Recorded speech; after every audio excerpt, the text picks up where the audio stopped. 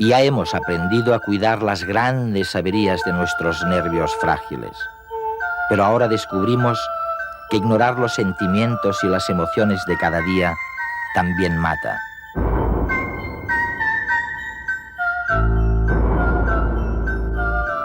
Era una imagen en éxtasis, ¿no?, de Santa Teresa de Jesús, el escultor Bernini.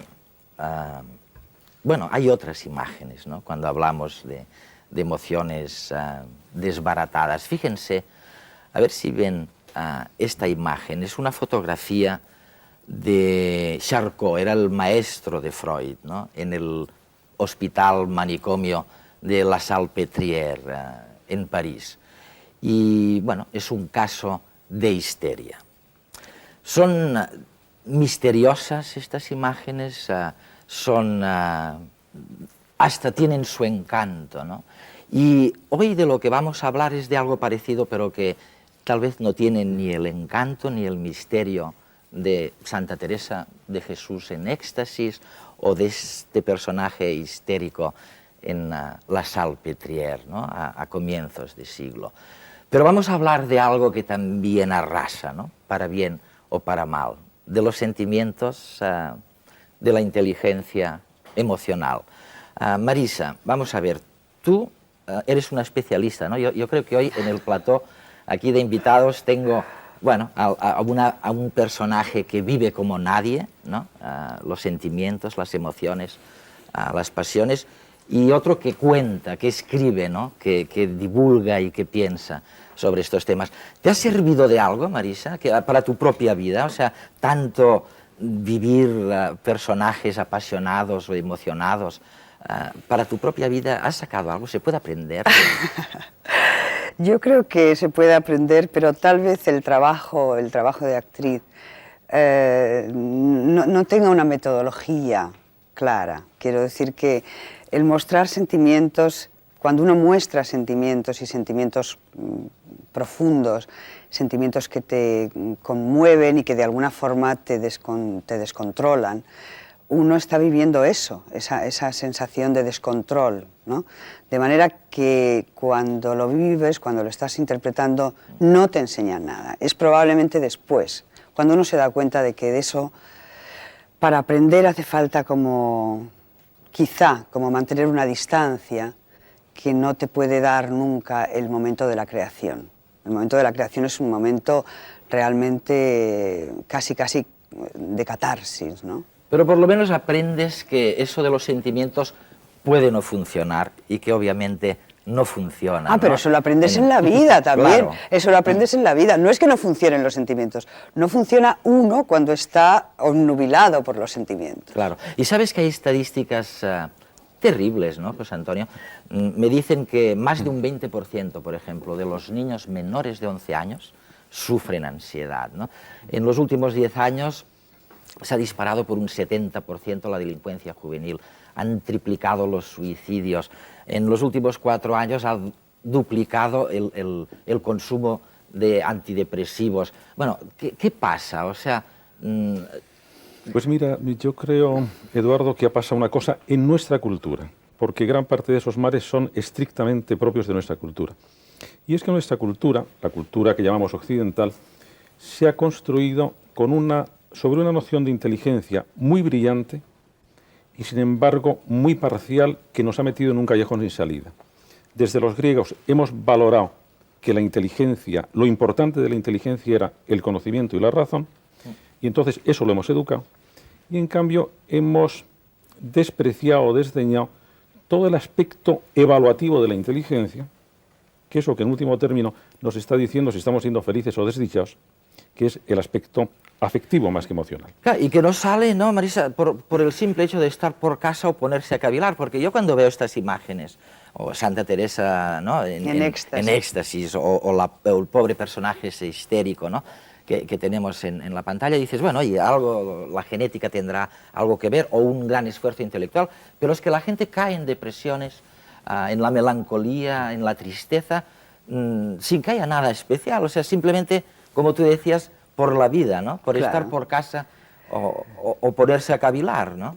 Sí, Y, sí. y es esa normalidad, ¿no? Esa cotidianidad de esta ola lo que realmente te sorprende. Tenemos alguien que, bueno, que trabaja también y piensa en estas cosas, ¿no? En el mundo esotérico, y es Susana Barberán, del otro lado del ordenador, conectada por una línea especial con nuestro ordenador. Susana, y yo sé que nadie va al médico y le dice, doctor, ¿qué pasa con mis sentimientos?, ¿no? Van y dicen, oye, ¿qué pasa con mi hígado? ¿Qué pasa con mi garganta? Pero ¿dónde va la gente que le pasa algo con sus sentimientos? ¿O es que hemos estado siglos sin médicos del alma, sin médicos? ¿Qué hace la gente hoy que tú ves? Bueno, yo creo que hay muchas personas que verdaderamente pues no van a ningún sitio y sufren pues muchísimo. Otras pues van a los psiquiatras, a los médicos, intentan solucionarlo.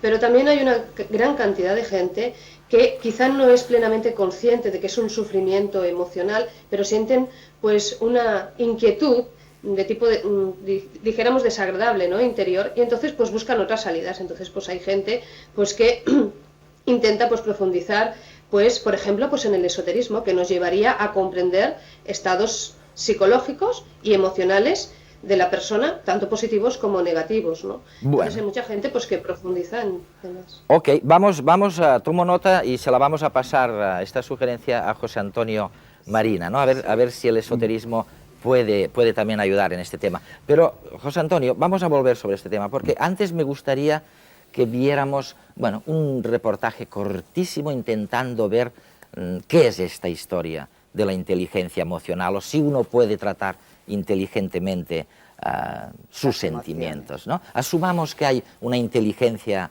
digamos, intelectual para resolver problemas y que luego hay una inteligencia emocional y que el todo, oye, es complicadísimo. Yo mismo, el otro día, anunciando este programa sobre la inteligencia emocional, oye, en la cultura de mi tiempo me salía todas las veces inteligencia artificial, ¿no? En lugar de emocional. Pero si quieres, veamos este reportaje que ha preparado el equipo de redes y enseguida vamos al grano. Para triunfar en la vida importa más la inteligencia emocional que el coeficiente intelectual. La inteligencia emocional comprende habilidades tales como el autocontrol, el conocimiento de uno mismo, la motivación, la sensibilidad para tener en cuenta los sentimientos de los demás y para mantener unas buenas relaciones interpersonales. La torpeza emocional nos lleva a tener reacciones desproporcionadas y mal dirigidas que pueden conducir a resultados desastrosos para nosotros mismos y para los demás. Hasta ahora hemos sobrevalorado lo racional, a pesar de la evidencia de que a menudo nos vemos desbordados por las emociones. El conocimiento de los mecanismos del cerebro demuestra que somos víctimas de su estructura interna y de sus instrucciones.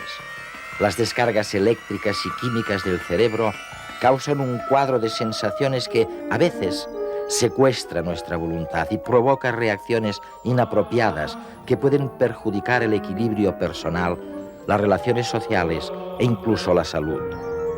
Aunque es tranquilizador saber que no toda la culpa es nuestra, sí tenemos la absoluta necesidad de aprender a gobernar nuestras emociones en un mundo que no funciona ya a pedradas, sino con armas automáticas. Para ello debemos fomentar actitudes positivas y habilidades como saber escuchar, comunicarse, interpretar nuestras emociones y las de los demás. Esto, por supuesto, no es fácil y requiere un entrenamiento durante toda la vida, y mejor, desde la niñez, cuando los hábitos emocionales se imprimen literalmente en el cerebro. José Antonio, vamos a ver, te has dicho una cosa sobre la que querría volver, ¿no? Que los esquimales, por ejemplo, pueden tener un esquema de sentimientos totalmente distintos. Sí, y eso es importante, que la gente se vaya dando cuenta. ¿No se ponen cuenta. tristes los esquimales? No. La mayor parte de los sentimientos se aprenden. Aprendemos, por ejemplo, los miedos. Cada vez parece más claro que aprendemos las depresiones y que es una de las razones por las que las mujeres tienen el doble de depresiones que los hombres. No es por una cuestión genética, es por una cuestión educativa. Se aprenden las furias. Sí. Se aprende posiblemente también el optimismo o el pesimismo. Es decir, y cada cultura lo que ha hecho ha sido fomentar un determinado tipo de sentimiento. ¿Y la Y nuestra? entonces la nuestra ha fomentado un tipo de sentimiento del que yo no sé cómo salir, porque hemos construido toda nuestra cultura sobre el sentimiento de insatisfacción. Nos parece que nuestra vida, la cultura, el progreso, la ciencia, la economía, se paralizaría si de repente estuviéramos todos satisfechos. Incluso miramos con cierto desprecio a quien está satisfecho, porque no se nos ocurre otra forma de esforzarnos que sentirnos insatisfechos. Sí. Pero claro, la insatisfacción tiene dos derivaciones lógicas, porque los sentimientos tienen también su lógica. Una es, oye, si nada me va a satisfacer, llega un momento en que no me vale la pena nada, son las depresiones. Y otra, si todas las cosas me están defraudando, lo que quiero es romper todas las cosas, la violencia. Ahora, yo entiendo, Marisa, yo entiendo, y corrígeme que tú sabes muchísimo más que yo de eso, ¿no? Pero yo entiendo que la pobre especie humana, ¿no? Esté realmente fatal con el tema de los miedos, ¿no? Tú has mencionado la palabra miedo, porque fíjate, llegamos a este mundo, nos dejan ahí, ¿no? Y lo único que nos garantizan de verdad es que el temor supremo, el peor de los males, la muerte, esta la tenemos garantizada, ¿no? Y dices, bueno, oiga, si esto va así, no me extraña que luego yo tenga miedo de cualquier cosa, de las cosas pequeñas también, ¿no? Claro, pero fíjate, Eduardo, según eso, es decir, la muerte está claro que la tenemos garantizada, pero no sabemos cuándo, afortunadamente, ni en qué momento. De manera que lo que sí yo creo que habría que intentar es justamente por eso, porque la vida tiene un límite que acaba en la muerte, justamente sacar el máximo partido de esa vida, sacar el máximo partido de uno mismo, sacar el máximo partido de ese paso por la tierra. Sí. Tú has dicho una cosa que a mí me parece muy interesante, pero también un poco aterradora. Es decir, cuando tú dices que aprendemos los sentimientos, ¿qué quieres decir exactamente? ¿Uno no nace con ese miedo ya casi existencial? Yo creo que, vamos a ver, mira, cuando Eduardo ha dicho que nosotros nacemos y nos echan en un mundo con el que tenemos que contar y del que no sabemos nada. No nos perdemos del todo porque nacemos al mismo tiempo con una especie de órganos de dirección que son precisamente los sentimientos. Absolutamente universales no creo que haya más de 5 o 6. El miedo, la alegría, la tristeza, la furia, el asco y posiblemente la sorpresa. Pero cada cultura va a modularlos a su manera, va a dar más intensidad uno que otro y va a hacer que se tengan respecto de unos desencadenantes y no respecto de otros. Lo increíble es, por lo que estamos diciendo, que realmente un señor puede tener un coeficiente intelectual lógico para resolver problemas matemáticos y lo que quieras, excepcional, pero puede tener, o si tiene, un coeficiente, digamos, emocional, si es un desastre manejando sus emociones, lo puede pasar muy mal en la vida, ¿no? Claro, es que habría que explicar qué entendemos por inteligencia emocional, ¿no? Claro. Digo yo, Y lo fíjate primero que de hemos pasado todo. el reportaje, Marisa, pero ni así, ¿no? No, yo Claro. creo que hay que como que precisar un poquito qué es esto. Es decir, la inteligencia emocional, al margen de que sea controlar o conocer o no asustarse con esos propios sentimientos, hay que saber también cómo aplicarlos, es decir, o cómo aplicarla, ¿no? Supongo, no lo sé. Pero fíjate, mira, lo que decía Marisa tiene toda la razón. Lo importante es saber de qué estamos hablando. Claro. En primer lugar, lo de inteligencia emocional como una cosa nueva no es verdad. La inteligencia humana es siempre inteligencia afectiva. ¿Por qué? Porque nosotros necesitamos estar siempre jugando en dos planos. El plano del conocimiento, que nos da información, y un plano en que evaluamos la información. El plano en que evaluamos la información es el campo emocional, el campo sentimental. Pero mira, en términos, José Antonio, el hecho es que un señor que está triste pilla todos los resfriados, ¿no? Sí, sí. Eso Está y además- bajo de defensas. Exacto, ¿no? O sea, la emoción o el sentimiento afecta directamente el sistema inmunológico, ¿no? Y es una pregunta que se la he hecho a Carlos Castilla del Pino, en Córdoba, en su casa, ¿no? Allá abajo. La afectividad, decía Bleuler, el gran psiquiatra suizo que acuñó el término, no solamente acuñó el término de la esquizofrenia, sino que escribió la obra clave de la psiquiatría contemporánea, La demencia precoz o grupo de las esquizofrenias, en un trabajo muy famoso sobre la afectividad, termina diciendo: la afectividad disuelve la lógica. Es una expresión muy bonita, es una fórmula muy bonita y muy expresiva a su vez de cómo realmente los sentimientos pueden distorsionar la razón. Al mismo tiempo, la razón puede inhibir los sentimientos. Es decir, hay una oposición ahí dialéctica muy clara entre estos dos estratos de la persona, que es la organización sentimental de la misma y la organización racional, a la cual el contacto con la realidad le obliga, ¿no? ¿Dónde se gestiona todo esto? ¿En qué parte concreta del cerebro? ¿Quién caray gestiona estos sentimientos? Bueno, yo creo que el cerebro es el sujeto. Nosotros somos sujetos porque tenemos cerebro. Cuando entramos en coma, es decir, cuando no funciona nuestro cerebro, pues no somos sujetos. Somos sujetos desde el punto de vista jurídico. Esto es otra cuestión, pero no desde el punto de vista psicológico, ¿no? Entonces, donde se gestiona es en el cerebro. En realidad, hoy día, a través ¿Y habéis dado con el espacio concreto donde todo eso ocurre? Realmente, pues todo el área que va desde la zona hipocampal, que es una estructura minúscula, se parece a la del caballito de mar, por eso se llama hipocampo, y dentro del hipocampo una región que se llama la amígdala. ¿Y podríais intervenir quirúrgicamente? Sí, se puede intervenir. ¿Y cambiar un sentimiento? Claro. ¿Interrumpirlo? Las lobotomías prefrontales que se hacían y las cingulectomías eran intervenciones que se hacían en los enfermos mentales para calmar, por ejemplo, su agresividad, para quitarle los elementos agresivos. Se hacían las cingulectomías, es decir, la rotura de las fibras de conexión. O para hacerle más agresivo, ¿se podría hacer a alguien más agresivo? Claro. Sí. La introducción de electrodos en la amígdala del hipocampo produce lo que se llama la falsa rabia en los animales de experimentación y también en el ser humano. Carlos, hay quien dice que el siglo XX, que está terminando parece, ¿no? Ha sido el siglo de la ansiedad, ¿no? De la angustia, y que vamos hacia un siglo, el XXI, que será el siglo de la melancolía, se supone, porque, bueno, hemos perdido las raíces en estas civilizaciones urbanas, ¿no?, cortadas del medio ambiente, y por la falta de perspectivas. ¿Cómo lo ves tú, lo que viene? Bueno, yo creo que el siglo de la ansiedad termina aproximadamente hacia la mitad de este siglo XX. A partir de la mitad del siglo XX, nosotros empezamos a ver cuadros, empieza a ser sustituida la enorme frecuencia de cuadros de ansiedad por los cuadros de depresión mitigada. Así como la ansiedad, en cierto sentido, protege del suicidio, la depresión no. Y probablemente el incremento de la tasa de suicidios está muy en relación con ese estado subdepresivo que acaece estadísticamente de una manera muy relevante en la población actual, sobre todo de las grandes poblaciones. Y la especie aumenta de estatura, ¿no? Parece. Sí. Se hace más esbelta, ¿no? Gracias al mestizaje, probablemente más hermosa incluso, ¿no?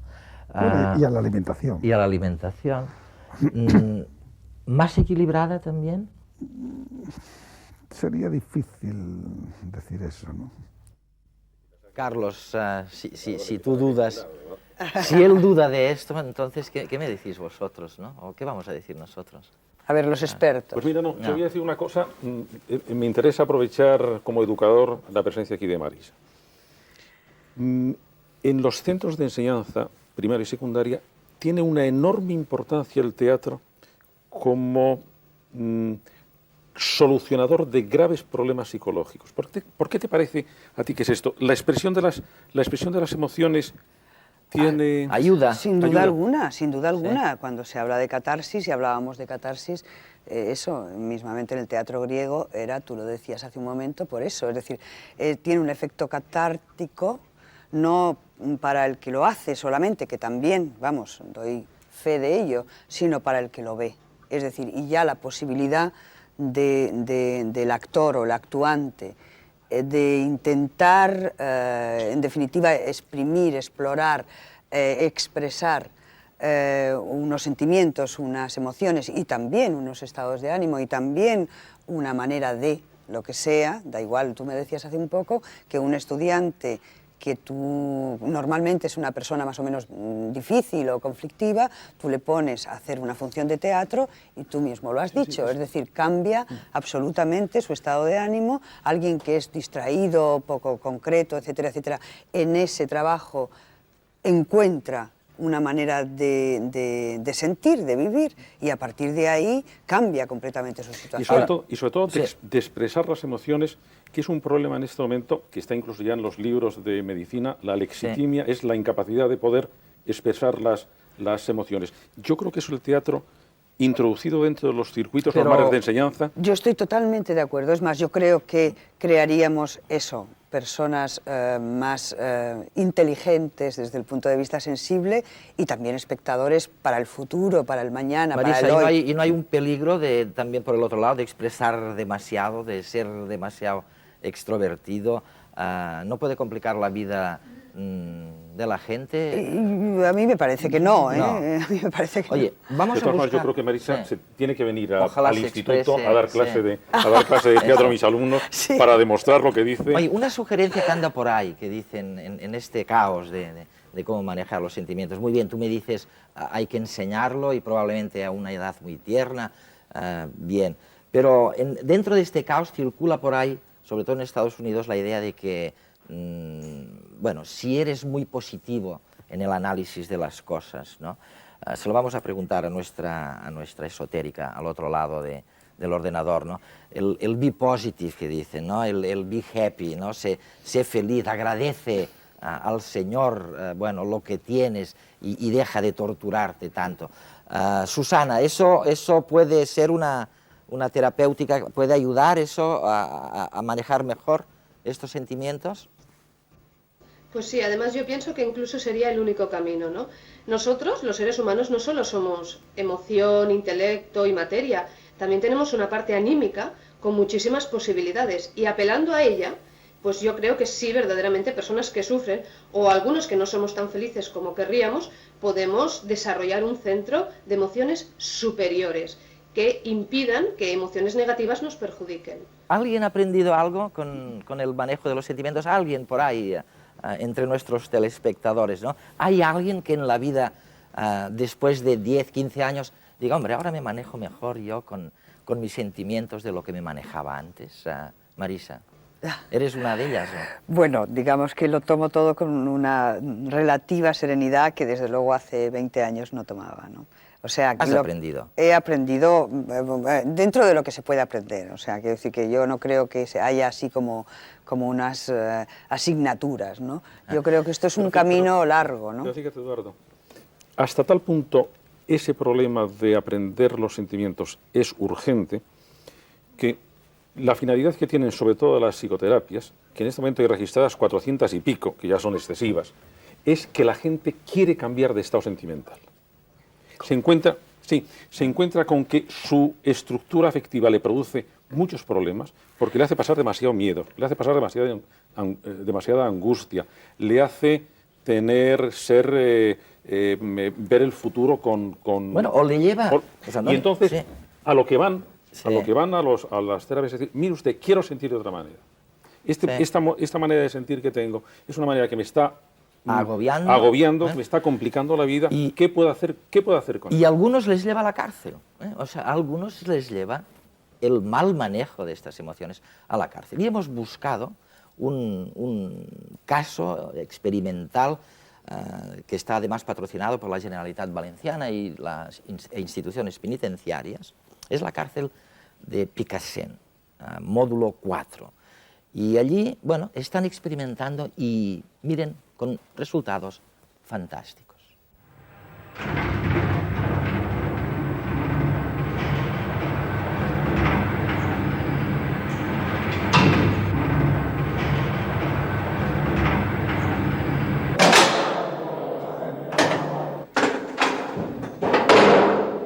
Estamos en el módulo 4 del Centro Penitenciario de Picassent. Este módulo conviven 50 internos e internas. Todos ellos son alumnos oficiales del Instituto de Formación Profesional de Picassent y por ello estudian formación profesional reglada. es el único módulo donde se estudia formación profesional reglada en España y además es el único módulo mixto que existe en España y yo diría que incluso en toda Europa. La relación tanto de funcionarios como de equipo de tratamiento es muchísimo más natural, más suave, más dialogante que en otro tipo de módulos donde hay más gente o donde la gente es de un mismo sexo.